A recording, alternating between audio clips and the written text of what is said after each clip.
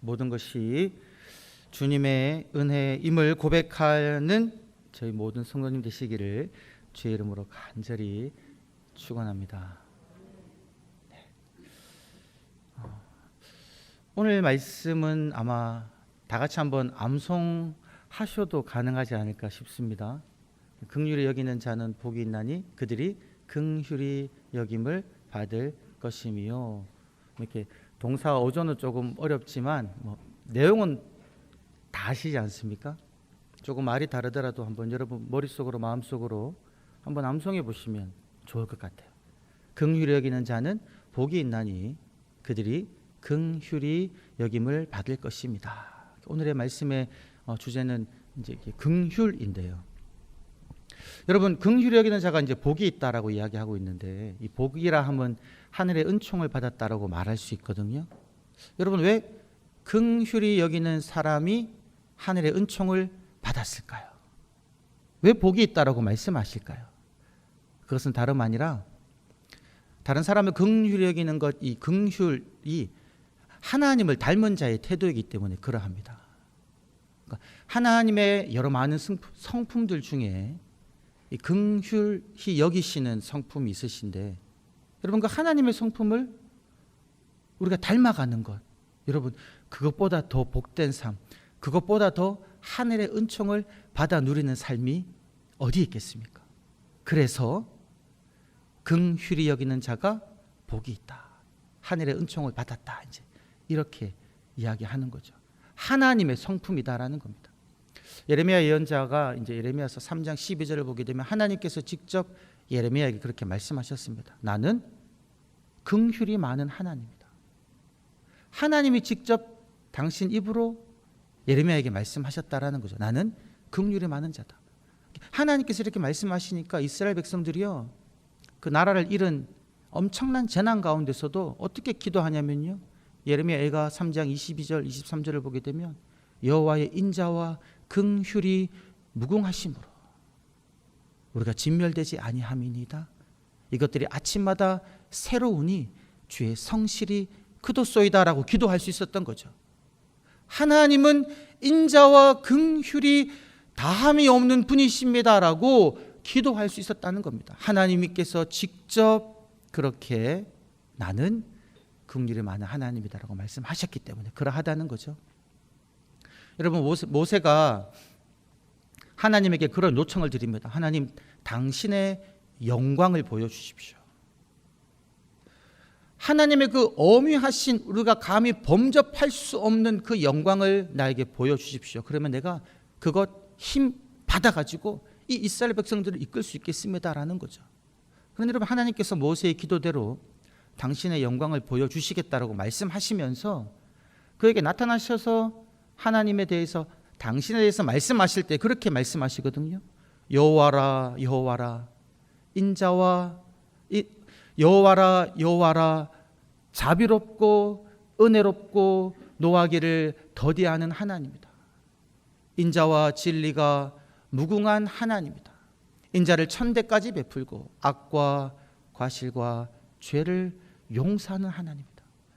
그리고 말씀하시면서 하나님은요, 이 하나님에 대해서 말씀하실 때 이제 이 자비라는 말이 이제 긍휼이다라는 말이거든요.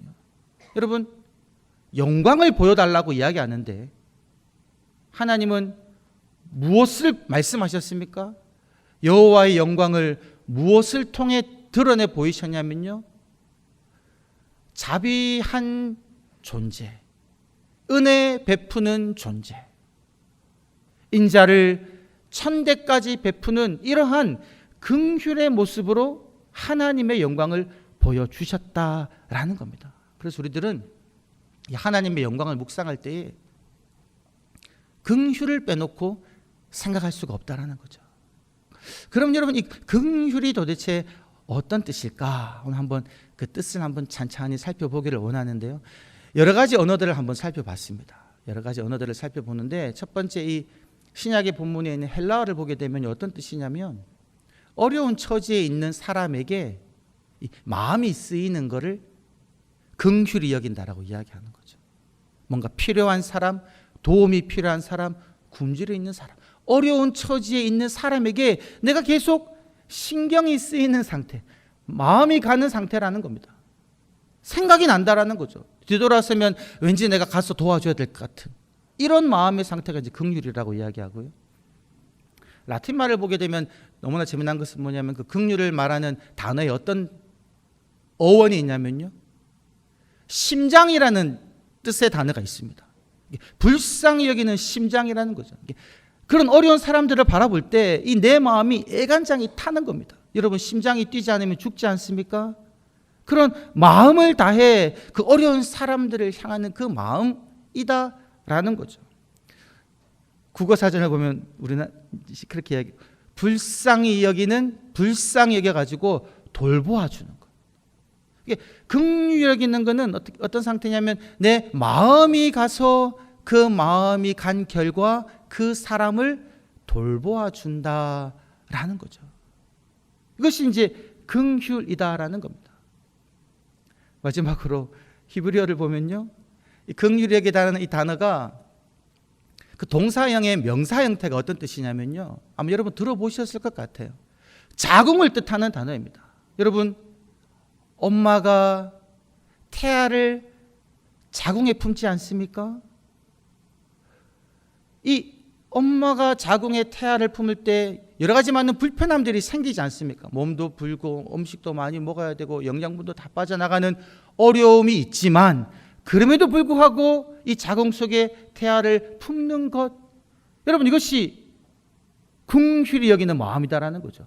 종합해 보면 긍휼히 여긴다라는 것은 무엇이냐면요, 태아와 같이 생명은 그 속에 있지만 하나님의 형상으로 지음받은 존재이지만 너무나도 연약한 존재여서 어려운 위험 속에 노출되어 있고 어려운 상황 속에 자기 혼자 힘으로는 헤쳐나갈 수 없는 그런 사람들에게 내 마음을 다해서 공감하며 동감하며 내 마음이 그 사람의 아픔을 함께 느끼며 나를 희생하고서라도 그를 돌보아 주는 것, 여러분, 이것이 긍휼히 여긴다는 그런 뜻이다라는 거죠. 좀 어렵습니까? 여러 가지 말을 많이 했지만 여러분, 이런 이미지들을 여러분 마음속에 한번 연상해 보시면 좋겠습니다. 그래서 여러분, 이 오늘 말씀 마태복음 5장 7절 말씀, 긍휼히 여기는 자는 복이 있나니 그들이 긍휼히 여김을 받을 것임이요 라는 이 말씀을 묵상할 때 긍휼히 여긴다, 내가 긍휼히 여긴다는 것이 무슨 뜻일까를 이 정의에 따라서 한번 우리가 곰곰이 생각해 보시면 좋겠다라는 거죠. 근데 여러분, 이러한 긍휼히 여김을 가장 잘 보여주신 분이 누구신가? 바로 하나님이시다라는 거죠. 여러분, 하나님께서 당신의 피조물들을 향하여, 그리고 하나님께서 택한 하나님의 백성들을 향하여 지금 우리가 이 정의 내린 이 긍휼의 마음을 품고 하나님의 피조물들을 돌봐 주신다라는 사실입니다. 여러분, 출애굽기 2장 22절부터 24절 말씀 보게 되면요, 이스라엘 백성들이 애굽에서 고된 노역으로 인한 고통 가운데 소리내어 하나님께 부르짖습니다. 탄식합니다. 여러분, 그 탄식의 부르짖음이 얼마나 힘든 고통 가운데 부르짖음이었겠습니까? 그 부르짖는 소리를요, 하나님이 들으시고는 하나님이 그들의 조상들에게 하신 약속을 기억하시고 말씀을 보면 그들을 돌보셨다, 이렇게 이야기합니다. 듣고 난 다음에 하나님의 마음이 부르짖는 이스라엘 백성들의 고통에 동하셔가지고요, 고개를 돌려서 그들의 상황을 보신다라는 겁니다. 그래서 하나님께서는 그렇게 가고자 하지 않는 모세를 설득시켜가지고 모세를 불러가지고 이스라엘 백성들을 그 고통 가운데 구원해 주시는 돌봄의 행동을 하나님께서 하셨다라는 거죠. 이러한 구원받은 이스라엘 백성들이 하나님을 떠나 포로 되어 갔을 때도 하나님께서는 그들을 향한 마음을 끊어내지 아니하시고 그들을 포로지에서 돌이키지 아니하셨습니까? 그러면서 그렇게 말씀하시죠. 위로하라, 내 백성을 위로하라. 이것이 하나님의 마음이다라는 겁니다. 이 하나님께서는 어떻게 하셨습니까? 우리 모든 인류를 죄에서 구원하시기 위해서 그의 사랑하는 아들 예수 그리스도를 이 땅에 보내셔서 우리를 위하여 예수 그리스도를 십자가에 못 박아 죽이시고 우리 모든 죄를 담당시키시고 우리들을 죄로부터 구원하시고 하나님의 자녀 삼아주시는 은혜를 베푸시지 않으셨습니까? 이것이 바로 하나님께서 우리들에게 베풀어 주시는 놀라운 긍휼이요 자비요 은혜이다라는 겁니다. 이제 사무실에서 이제 준비를 하다가 보니까 가끔씩 작은 날파리가 막 날아다닌단 말이죠. 여러분 어떻게 합니까? 파리 아니에요, 여러분. 파리같이 큰 게 아니라 날파리. 정말 조그만 거. 너무나 성가셔가지고 제게 가장 가까이 와서 그 날파리가 무언가에 집중하고 있을 때 여러분 저는 아무런 마음의 양심의 가책 없이요 손가락을 딱 들고 조준해가지고 빵 때렸습니다. 잡지는 못했던 것 같아요. 근데 제 마음은요 그 날파리를 보고 성가시니까 그냥 잡아버린다는 거죠. 왜요? 그 날파리와 저와는 아무런 상관이 없는 거예요. 저를 성가시게 하는 존재이다라는 거죠. 근데 여러분 한번 생각해 봅니다. 여러분 하나님이요 우주를 만드셨다라는 거죠. 우주의 크기를 과학자들이 말하는 걸 제가 한번 읽어봐도요 제 머릿속으로는 도저히 가늠할 수가 없을 정도로 너무나도 광활한 것이 우주이고요. 빛의 속도로 아무리 달려간다고 해도 내 평생 달려가도 그 끝에 도달할 수 없을 정도로 거대한 우주. 이 우주를 하나님께서 만드셨고 이 우주 중에요 이 지구가 저는 지구 전체를 돌아보지를 못했습니다. 잠깐 나간 그 여행지도요 엄청 커 보이는데 그거 다 포함하는 지구, 이 지구도 우주에 비하면 먼지만도 못한. 근데 그 지구상에 존재하는 그냥 이 존재인 나, 어느 기퉁에 살고 있는 나, 내가 아무리 고개를 뻗당기고 내 잘났다고 이야기해봐야 우주에 비하면 나의 존재는 너무나도 표현할 수 없을 정도로 미약한데 이런 존재인 나를 향하여 하나님이요 하나님의 심장을 다해 마음을 다해 관심을 기울이고 계시다라는 겁니다. 나의 부르짖는 고통에 나의 울부짖음에 외면하지 아니하시고 죄에 눌려 살아가는 나를 하나님께서는 외면하지 아니하시고 손 내밀어 나를 잡아주시고 구원해 주신다는 거죠. 이러한 긍휼을 우리 모두는 입고 살아가고 있다는 겁니다. 하나님께서 우리들에게 이러한 놀라운 긍휼을 베풀어 주셨다는 겁니다. 여러분이 하나님께서 신명기 10장에 보게 되면 그렇게 말씀하십니다. 나는 신들 중에 신이고 주인들 중에 주인이고 크고 능하며 놀라운 하나님인데 이 하나님께서 무엇을 하시냐면요 고아와 과부를 위해 정의를 베푸시고 나그네를 사랑하사 그에게 떡과 옷을 주신다라고 말씀하고 계시다라는 거죠. 신들 중에 신이요 주인들 중에 주인이며 크고 능하시며 놀라우신 하나님, 우주를 창조하신 하나님께서 지금 그분이 마음 쓰고 있는 사람들이 누구냐면 고아와 과부와 나그네라는 겁니다. 여러분 고아와 과부는 어떤 존재입니까? 의지할 데 없는 존재. 누가 그 사람을 핍박해도 이 사람들은요 누군가에게 가서 하소연할 사람을, 자기를 돌보아줄 사람이 아무도 없는 사람이 고아요 과부요 나그네이다라는 겁니다. 이 고아와 과부와 나그네를 하나님께서는 마음 쓰셔서 그들에게 먹을 것과 입을 것을 주시고 그들의 상황을 살펴보셔서 정의를 그들을 위하여 베풀어 주신다라는 겁니다. 이 하나님께서 저와 여러분들에게 요청하시는 요청이 무엇이냐? 그것이 바로 누가복음 6장 36절에 있는 말씀. 너희 아버지의 자비하심과 같이 너희도 자비하라. 이렇게 우리들에게 부탁하고 계시다는 거죠. 요청하고 계시고 명령하고 계시다는 겁니다.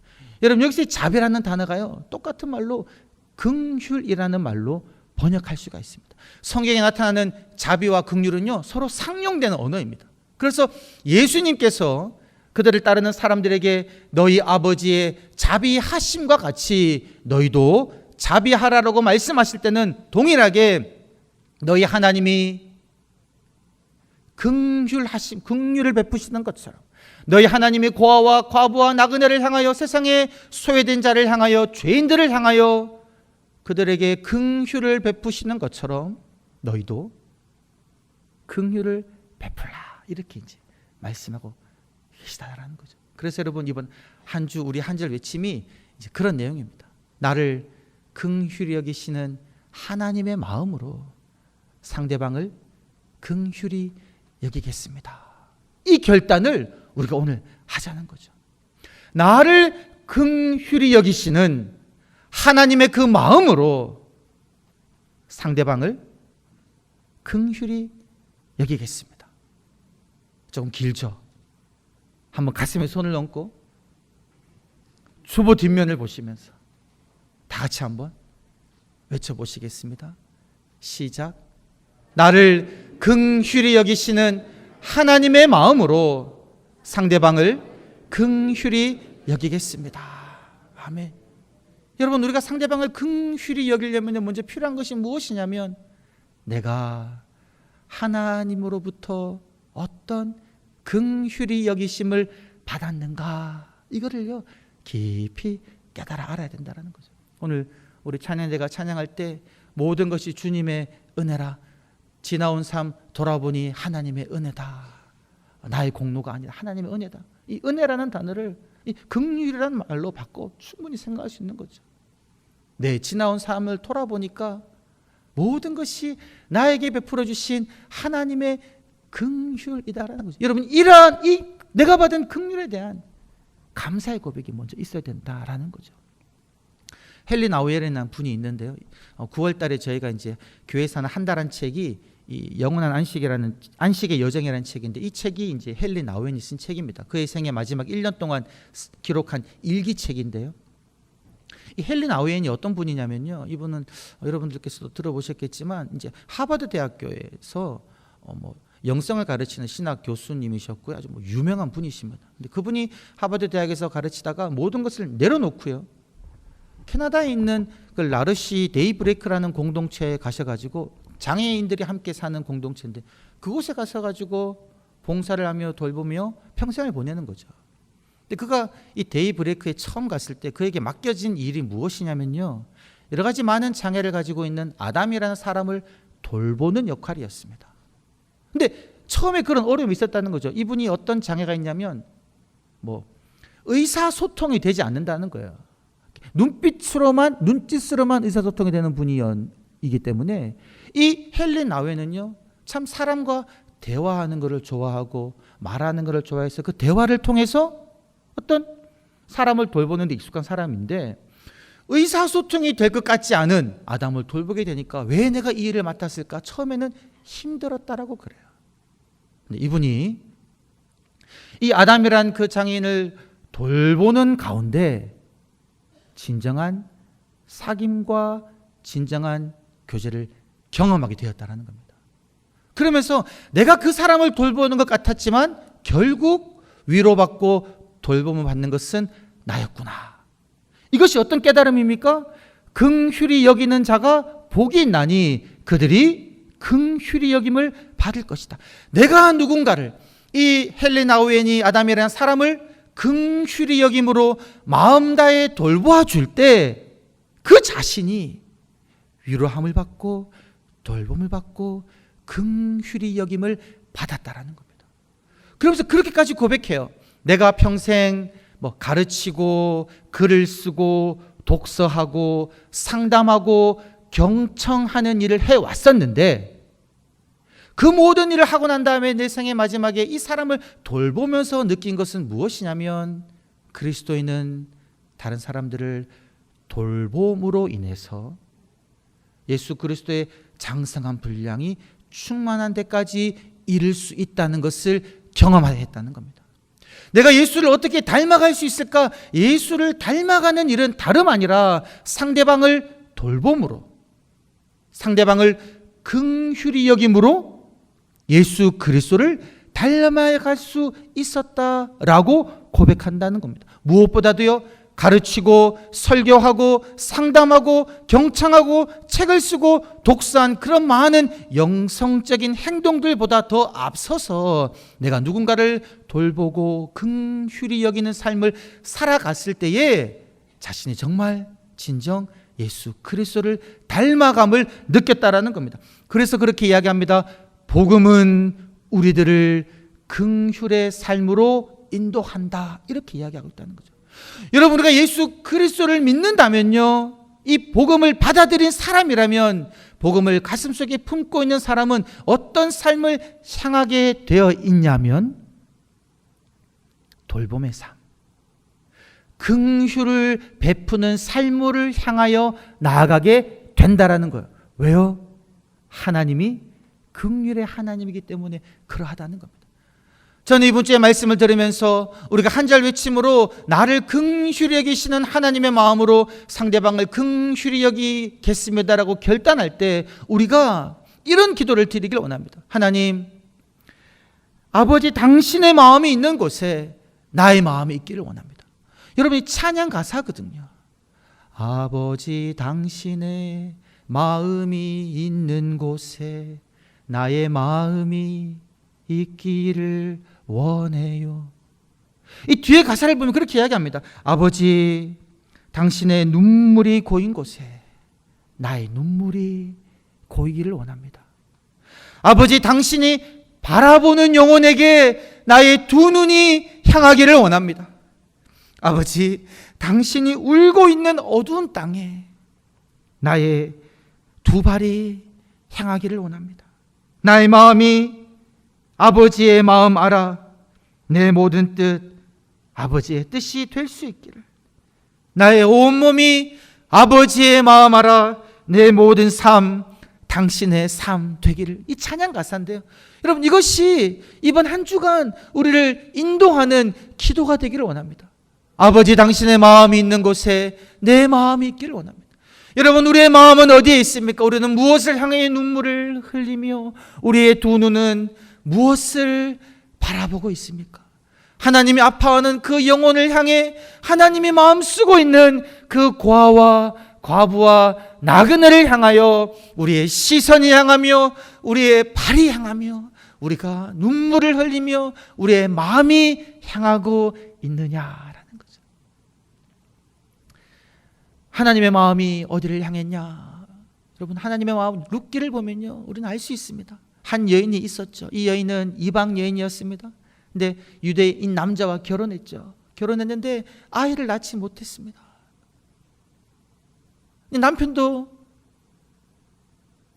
죽었죠. 아이도 없이, 남편도 없이 홀로 남았고요. 어쩌면 그의 부모님도 유명을 달리했을지 모르겠어요. 혈혈단신 혼자 남아서 이 룻은 선택한 것이 그의 시어머니, 동일하게 홀로 남은 시어머니와 함께 그 시어머니의 고향 땅 베들레헴으로 돌아가기로 결단합니다. 그녀에게 있어서는 이방 땅이었죠. 그곳에서 가면 뭐 해먹을 건 있었습니까? 없었어요. 가진 것이 아무것도 없었습니다. 가서 그녀가 할 수 있었던 것은 남의 밭에 가서 이삭을 줍는 것밖에 없었죠. 여러분, 이 룻의 삶을 누가 지켜보고 계셨다는 겁니까? 하나님께서요. 남편을 잃은 과부요, 부모님이 없는 고아 같은 사람이고, 나그네요, 가진 것 없는 가난한 그 사람, 그 룻을 향하여 하나님의 마음은요, 하나님의 시선은 그 여인을 바라보고 있었다는 겁니다. 그런데 하나님의 마음을 누가 품었느냐? 바로 보아스가 하나님의 그 인자의 마음, 하나님의 그 긍휼하심의 마음을 보고 자신의 밭에서 이삭을 줍고 있는 그 한 여인 룻을 보았다라는 겁니다. 그리고 그 룻을 마음 다해 돌봐주죠. 추수가 끝날 때까지 나는 다른 곳으로 가지 말고 이곳에서 이삭을 주우라. 그리고는 그 함께 일하는 남정네들이 그 룻을 함부로 대하지 못하도록 다 보호했다라는 거죠.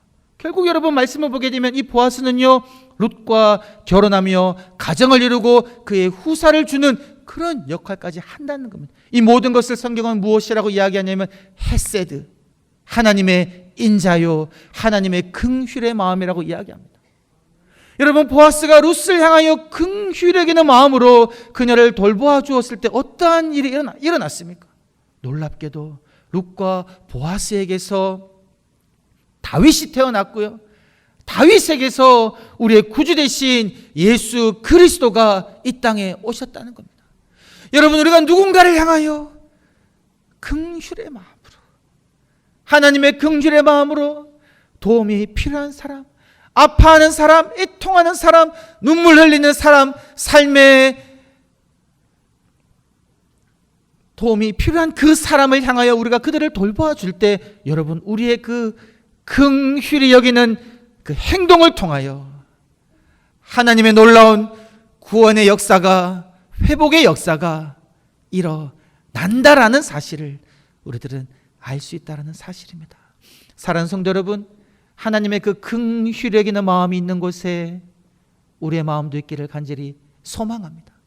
나를 긍휼히 여기시는 그 하나님의 긍휼히 여기는 마음으로 우리가 상대방을 바라보며 동일하게 긍휼히 여기며 돌봐주는 그런 삶을 살아가시는 저와 여러분이 되시기를 주의 이름으로 간절히 축원합니다. 하나님, 우리를 긍휼히 여기시고 구원하셔서 하나님의 자녀 삼아주심 감사합니다. 늘 우리의 삶 가운데 함께 하시며 인도하시고 보호하시는 아버지 하나님, 하나님의 그 긍휼히 여기시는 마음으로 내 주변에 있는 하나님이 보여주시는 하나님의 사람들을 긍휼히 여기며 살아가게 하여 주시옵소서. 감사드리옵고 구주 예수님의 이름으로 기도드리옵나이다. 아멘.